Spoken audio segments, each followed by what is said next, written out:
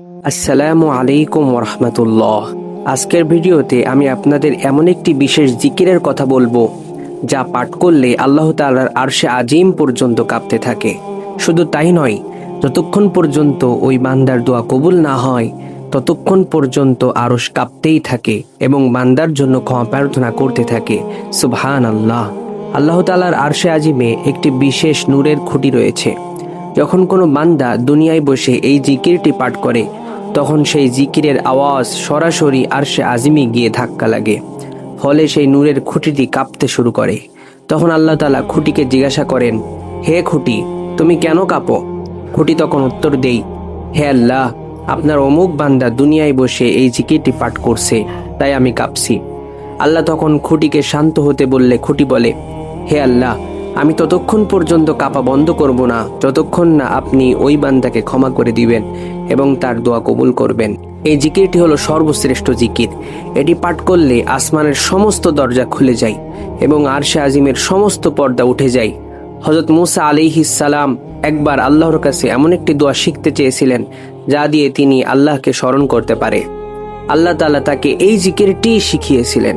হযরত নবী মুহাম্মদ সাল্লাল্লাহু আলাইহি সাল্লাম ইরশাদ করেছেন, যদি 7 আসমান ও 7 জমিন এক পাল্লায় রাখা হয় আর এই জিকিরটি অন্য পাল্লায় রাখা হয় তবে এই জিকিরের পাল্লাটি বেশি ভারী হবে। সুবহানাল্লাহ।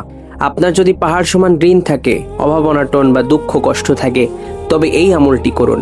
ইনশাআল্লাহ আল্লাহ তাআলা কুদরতিভাবে আপনার ঋণ পরিশোধের ব্যবস্থা করে দিবেন এবং চতুর্দিক থেকে রিজিকের ব্যবস্থা করবেন। এমনকি যারা নেককার সন্তানের আশা করছেন, আল্লাহ তাদেরও কবুল করবেন। এই আমলটি করার সবচেয়ে উত্তম সময় হলো রাতের শেষ তৃতীয় অংশ, অর্থাৎ রাত 2টা বা 3টার দিকে তাহাজ্জুদ নামাজের সময়।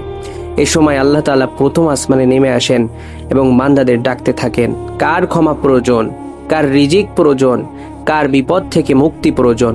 যদি রাতে উঠতে না পারেন তবে ফজরের নামাজের পর অথবা মাগরিবের নামাজের পর এই আমলটি করতে পারেন। আমলটি করার সঠিক নিয়ম: 1 নম্বর, পবিত্রতা অর্জন করতে হবে। রাত 2টা বা 3টার দিকে ঘুম থেকে উঠে মিসওয়াক বা বিরাশ করে উত্তম রূপে ওযু করে নিন। ওযুর শুরুতে মনে মনে নিয়াত করবেন এবং শেষে আসমানের দিকে তাকিয়ে কালেমা শাহাদাত পাঠ করবেন। এর ফলে জান্নাতের 8টি দরজা আপনার জন্য খুলে যাবে।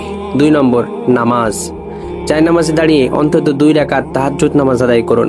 আপনি চাইলে 4, 8 বা 12 রাকাত পর্যন্ত পড়তে পারেন। 3 নম্বর, জিকিরের ধারাবাহিকতা। নামাজ শেষ করে ওই স্থানেই বসে আমলটি শুরু করুন।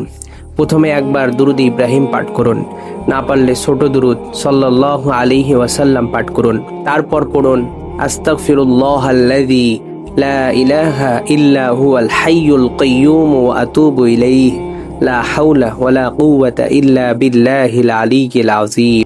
এরপর দোয়া নুস পাঠ করুন, লা ইলাহা ইল্লা আনতা সুবহানাকা ইন্নী কুনতু মিনাজ জালিমিন। এরপর পড়ুন, লা হাওলা ওয়ালা কুওয়াতা ইল্লা বিল্লাহ। এবার সেই কাঙ্ক্ষিত জিকিরটি 100 বার পাঠ করুন, লা ইলাহা ইল্লাল্লাহ। জিকির শেষ করে আবারও একবার দুরূদ পাঠ করুন। এরপর আল্লাহর কাছে হাত তুলে আপনার মনের সকল আকুতি ও প্রয়োজনের কথা বলুন। ইনশাআল্লাহ আল্লাহ আপনার দোয়া খালি হাতে ফেরাবেন না।